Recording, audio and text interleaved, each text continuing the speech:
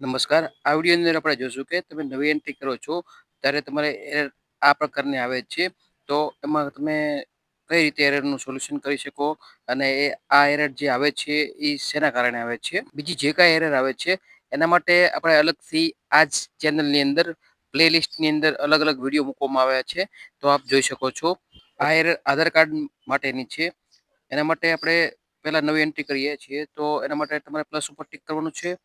ત્યારબાદ તમારે જે પણ લાભાર્થીની એન્ટ્રી કરવાની છે ત્યાં જવાનું છે. બરાબર છે. આમાં તમારે ખાસ એક જોવાનું છે. આમાં આધાર કાર્ડ મુજબ જ લાભાર્થીનું તમારે નામ લખવાનું છે. જે કાંઈ આધાર કાર્ડમાં આપ્યું હોય કેપિટલ આપ્યું હોય તો કેપિટલ, સ્મોલ આપ્યો હોય તો સ્મોલ અક્ષરથી તમારે જે આધાર કાર્ડમાં છે એ જ મુજબ તમારે લખવાનું રહેશે. બરાબર છે. આ રીતે તમે જોઈ શકો છો કે જે મુજબ આધાર કાર્ડની અંદર લખવામાં આવેલું છે એ જ મુજબ પહેલો અક્ષર કેપિટલ હોય તો કેપિટલ લખવાનો છે. બરાબર છે. આ રીતે તમે આખું નામ આપ્યું હોય તો આખું નામ લખવાનું છે. ત્યારબાદ તમારે મહત્વની વસ્તુ આધાર કાર્ડ નંબર.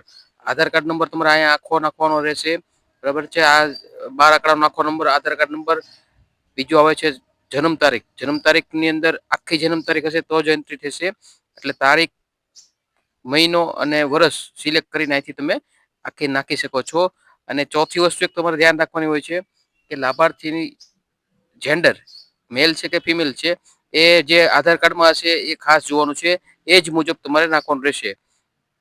આ 4 વસ્તુ ખૂબ જ અગત્યની છે. જો આ 4 વસ્તુ સરખી નાખશો તો જ એન્ટ્રી થશે. ત્યારબાદ ચાઇલ્ડ ગોઈંગની અંદર તમારે આંગણવાડી સેન્ટર આપવાનું છે. તો જ તમારે બાળક હાજરીની અંદર દેખાડશે. ત્યારબાદ માતા અને પિતાનું નામની તમારે નાખવાનું છે. ત્યારબાદ બાળકનો જે ફોન નંબર આપ્યો છે એ ફોન નંબર નાખીને કેટેગરી જે કાંઈ હોય એ કેટેગરી સિલેક્ટ કરીને રેસિડેન્ટની અંદર તમારે પરમેનન્ટ સિલેક્ટ કરીને જો બાળક દિવ્યાંગ ન હોય તો નો સિલેક્ટ કરીને સબમિટ ઉપર ટિક કરીને તમારે સબમિટ આપી દેવાનું રહેશે. ત્યારબાદ તમારે સક્સેસફુલનો આવો મેસેજ આવી જશે. એમાં તમારે ગો ટુ હોમ આપીને તમારે એન્ટ્રી જોવાની રહેશે. ત્યારબાદ તમારે બેનિફિશરી ઉપર ટિક કરીને ઉપર આ રીતે જે દેખાય છે એના ઉપર તમારે ટિક કરવાનું રહેશે. એમાં તમે જોઈ શકો છો જો એન્ટ્રી સક્સેસફુલ થઈ જશે તો તમારે અહીંથી નામ નીકળી જશે. એન્ટ્રી સક્સેસફુલ નહીં થાય તો આ પ્રકારની તમને એરર દેખાડશે. જો લાલ અક્ષરમાં આવી ગઈ એરર. હવે આ આપણે જોઈએ છીએ આ એરર કેમ આવે છે.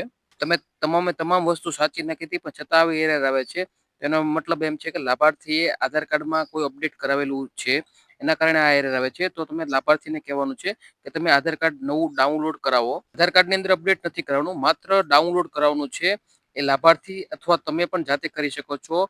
એના માટે તમારે સિમ્પલ જે તમારું ક્રોમ બ્રાઉઝર છે એ ક્રોમ બ્રાઉઝર ઉપર તમારે ટિક કરવાનું છે. ત્યાં તમારે ડાઉનલોડ આધાર કાર્ડ લખવાનું છે. સર્ચની અંદર ડાઉનલોડ આધાર કાર્ડ તમે લખશો એટલે આ પ્રકારનું પહેલી સાઈટ આવે છે એની પર ટિક કરવાનું છે. એની અંદર તમારે ડાઉનલોડ આધાર ઉપર ટિક કરવાનું છે.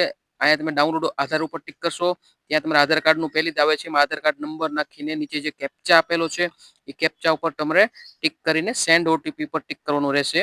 સેન્ડ ઓટીપી પર ટિક કરશો એટલે તમારો જે તમે આધાર કાર્ડની અંદર જે નંબર નાખ્યો છે એ નંબરની અંદર જ તે ઓટીપી જશે. એટલે એ નંબરની અંદર ઓટીપી જાય, એ ઓટીપી આવે, એ ઓટીપી અહીંયા નાખીને વેરીફાઈ એન્ડ ડાઉનલોડ ઉપર તમારે ટિક કરવાનું રહેશે. ડાઉનલોડ થઈ જાય ત્યારબાદ તમને પાસવર્ડ પૂછશે. પાસવર્ડની અંદર તમારા જે પણ નામ હોય અથવા અટક હોય એના પહેલા 4 અક્ષર છે એ કેપિટલની અંદર લખવાના છે અને ત્યારબાદ જન્મ તારીખના વર્ષ લખવાનું રહેશે. તો તમારે ઓપન થશે.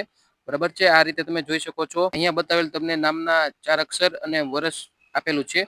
એ મુજબ તમે પણ ઓપન કરી શકો છો. ઓપન કરવા માટે તમારે 3 ટપકો પર ટિક કરીને ડાઉનલોડ ઉપર ટિક કરશો એટલે આ રીતે તમને છેલ્લું ડાઉનલોડ તમારું બતાવશે. એમાં તમારે ડાઉનલોડ ઉપર ની બાજુમાં જે આપેલું છે એની પર ટિક કરશો એટલે આ રીતે ઓપન થઈ જશે. ઓપન થતા વખતે તમને પાસવર્ડ પૂછે છે એટલે તમારે જે મુજબ મેં કીધું એ મુજબ તમારે 4 આંકડા તમારે નાખવાના રહેશે અને ત્યારબાદ જન્મનું વર્ષ નાખશો એટલે આ રીતે તમને બતાવે છે. એ મુજબ જોઈ શકો છો કે બાળકનું નામ હતું એના 4 આંકડા નાખેલા છે અને જન્મનું વર્ષ એટલે ઓપન થઈ જશે. ઓપન થઈ જાય ફરી વખત તમારે એન્ટ્રી આખી વ્યવસ્થિત તમે જે નવું આધાર કાર્ડ ડાઉનલોડ કરેલું છે એ મુજબ તમે આખી એન્ટ્રી નાખશો એટલે તમારી એન્ટ્રી સક્સેસફુલ થઈ જશે અને તમને જે એન્ટ્રીના લિસ્ટમાં એરર આવતી હતી એ એરર પણ નહીં આવે. નવું આધાર કાર્ડ ડાઉનલોડ કરો છો તો આ રીતે ફોટાની બાજુમાં આ ચોરસ દેખાય છે તો એના આધારે તમે જોઈ શકો છો કે તમારું નવું આધાર કાર્ડ ડાઉનલોડ થયેલ છે. ના વિડીયો જોવા માટે તમારે યુટ્યુબ તમારું આવતું હોય એની અંદર તમારે સર્ચની અંદર લખવાનું છે અમારી આંગણવાડી કરીને અમારી યુટ્યુબ ચેનલનું નામ છે. બરાબર છે. તો ત્યાંની પર તમે ગુજરાતીમાં લખી શકો છો અને આ રીતે તમને આખી અમારી ચેનલ બતાવવા મળશે. એમાં તમારે ચેનલ ઉપર ટિક કરશો. એમાં પ્લેલિસ્ટ જે છે એની પર તમારે ટિક કરવાનું છે. બરાબર છે? પ્લેલિસ્ટની અંદર ટિક કરશો. એમાં ગુજરાતીની અંદર જ લખેલું છે પોષણ ટ્રેકરના પ્રોબ્લેમ, જે એ રીતનો એક આખો પ્લેલિસ્ટ ખુલશે. એની અંદર ઘણા બધા જો આ રીતનું દેખાડે છે એમાં પોષણ ટ્રેકરના વિડીયો પર ટિક કરશો. આની અંદર તમારા ટોટલ પોષણ ટ્રેકરના પ્રોબ્લેમ જે છે એના ટોટલ એ વિડીયો મૂકવામાં આવે છે. બરાબર છે? તો આ રીતે તમે અમારા વિડીયો જોઈ શકો છો. નિયમિત વિડીયો અમે મૂકીએ છીએ. બરાબર છે? અમારી ચેનલ સબસ્ક્રાઇબ પણ કરી શકો છો. એમાં ઓલ ઉપર ટિક કરવાનો એટલે તમને નોટિફિકેશન પણ નિયમિત મળતા રહે. બરાબર છે? તમે અમારી ચેનલ પહેલેથી સબસ્ક્રાઇબ કરી હોય તો એના માટે સબસ્ક્રિપ્શન ઉપર તમારે ટિક કરવાનું.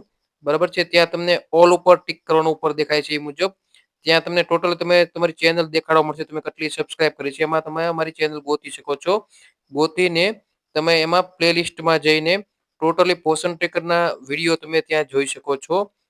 બરાબર છે? આ રીતે તમે ચેક કરી શકો છો. જો તમને આ વિડીયો ગમ્યો હોય તો તમે લાઈક કરી શકો છો, કોમેન્ટ કરી શકો છો અને બીજા સુધી શેર પણ કરી શકો છો. આપનો આભાર.